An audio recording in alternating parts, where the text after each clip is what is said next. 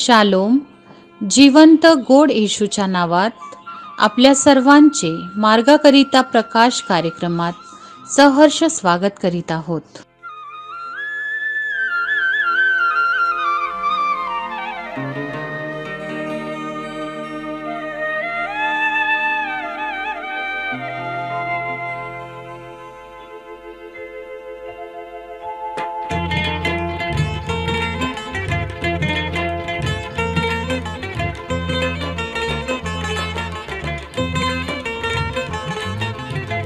हरलो हरलो मी प्रभु देवा, कैसी घडे तव सेवा. हरलो हरलो मी प्रभु देवा, कैसी घडे तव सेवा. कैसी घडे तव सेवा, कैसी घडे तव सेवा. हरलो हरलो मी प्रभु देवा, कैसी घडे तव सेवा.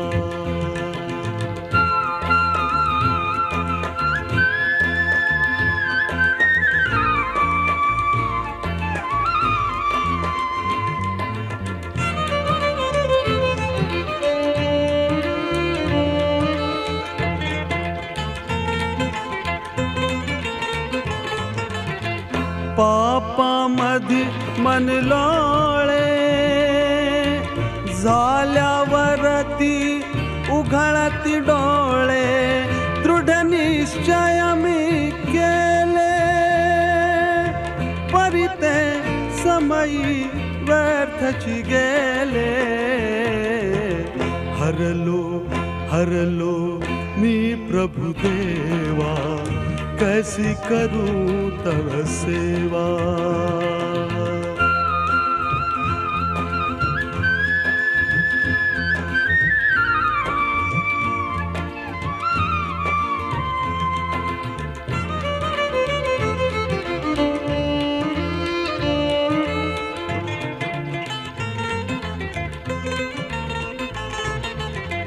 तोची विवेक काटा, करिता बोध कुठे. आजच्या मननाकरिता देवाचे वचन इब्री लोकासपत्र अध्याय 10 11-14 ही वचने. इब्री लोकासपत्र अध्याय 10 11-14 ही वचने. प्रत्येक याजक प्रतिदिवशी सेवा करीत आणि जे यज्ञ पापे दूर करावयाला कदापि समर्थ नाहीत तेच ते वारंवार करीत उभा असतो. परंतु हा पापाबद्दल सर्वकालिक असा एकच यज्ञ अर्पून देवाच्या उजवीकडे बसला आहे आणि तेव्हापासून आपले वैरी आपले पादासन होत तोपर्यंत वाट पाहत आहे. पवित्र होणाऱ्यास त्याने एका अर्पणाने सर्व काळचे पूर्ण केले आहे. देवा पासलेल्या वचनाद्वारे आपला आजचा दिवस आशीर्वादित करू. प्रियांनो, प्रभू येशू ख्रिस्ताच्या नावामध्ये आपण सर्वांना सलाम. या सकाळीच्या समय आम्ही देवाचं वचन बघत आहोत. इब्रिकरासपत्र त्याचा 10वा अध्याय 11-14 वचन. या ठिकाणी पाहतो की देवाचं वचन आज आम्हाला सांगत आहे की पश्चाताप जो परमेश्वरासमोर आवश्यक आहे मनुष्य जातीला, आणि त्या पश्चाताप करण्याचा जो आणि पश्चाताप याजक घेऊन जायचा त्याचं जे काम असायचं, 11 वचन असं सांगते का तो प्रतिदिवशी सेवा करत असे आणि पाप दूर व्हावे यज्ञाच्या द्वारे, आणि ते करण्यासाठी तो रोज वारंवार उभा त्या वेदीजवळ असायचा आणि उभा राहत असे. त्याच्या जीवनामधलं रोजचं ते काम होतं. परंतु आम्ही पाहतो की प्रभू येशू ख्रिस्त ज्यावेळेस या भूतलावर आला, इच्छा पण पूर्ण केली, आणि पित्याची इच्छा ही होती की मानव जातीचा पाप जे आहे त्याच्यातून त्याचं शालन व्हावं, त्याची क्षमा व्हावी, त्याला तारण मिळावं. आणि हे तारण जे आहे पश्चातापच्या द्वारे, आणि त्याचं यज्ञ जे आहे जे अर्पायचं आहे त्याला नेहमीच यज्ञ करायचं, ही परमेश्वराची योजना होती.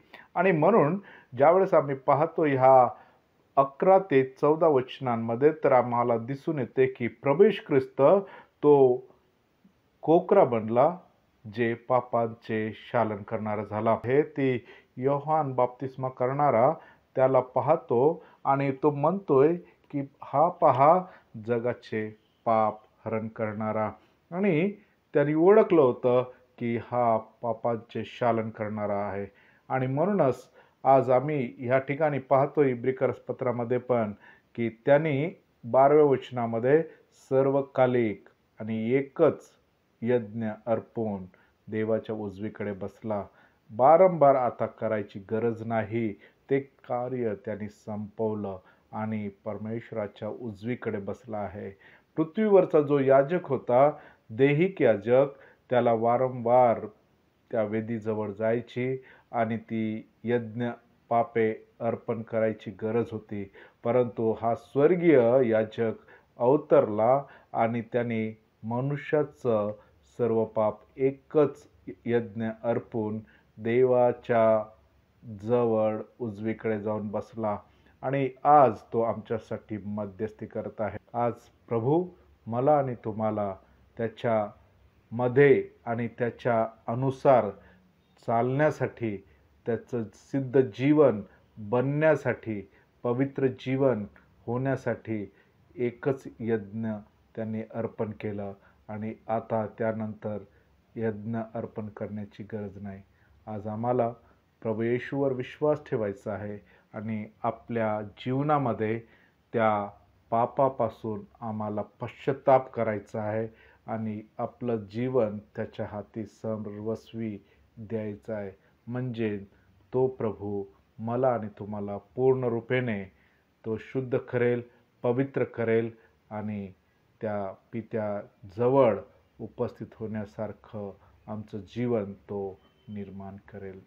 प्रभू परमेश्वर आम्हा सर्वांना आशीर्वादित करो. प्रार्थना करूया. पराक्रमी परमेश्वर पिता, येशूच्या नावामध्ये आम्ही तुझ्या चरणाजवळ येतो. धन्यवाद करतो प्रभू येशूसाठी, जो कोकरा झाला आणि सर्व जगाचं पाप एकाच अर्पणाने त्यांनी सर्व पूर्ण केले आणि आज आमच्या जीवनासाठी मोकळीकता केली. प्रभू आज आम्हा सर्वांना सहाय्य कर, कृपा पुरव आणि प्रभू त्या पवित्र होण्यासाठी आम्हा सर्वांना पश्चातापी अंतःकरण तू दे आणि तुझ्यामध्ये अजून आम्हाला आशीर्वादित कर.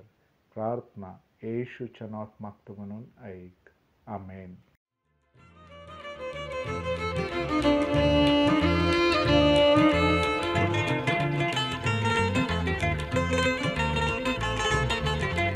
तोची विवेक काटा करिता बोध फुटे मज फाटा, देवळी नेत्र उघळती तेथून निघता झापळ पळती.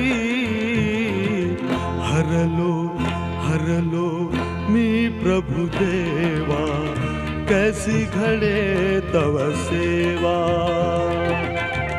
कैसी घड़े तव सेवा, कैसी घड़े तव सेवा. हरलो हरलो मी प्रभु देवा, कैसी घड़े तव सेवा, कैसी घड़े तव सेवा, कैसी घड़े तव सेवा. जे सौम्य ते धन्य, कारण ते पृथ्वीचे वतन भोगतील. विश्ववाणी प्रार्थना केंद्राला टोल फ्री नंबरद्वारे कळवू शकता. आमचा टोल फ्री नंबर 1-800-2700-333. पुन्हा ऐका, 1-800-2700-333. आम्ही आपणासाठी ह्या नंबरवर प्रार्थना करण्यास उपलब्ध आहोत. धन्यवाद.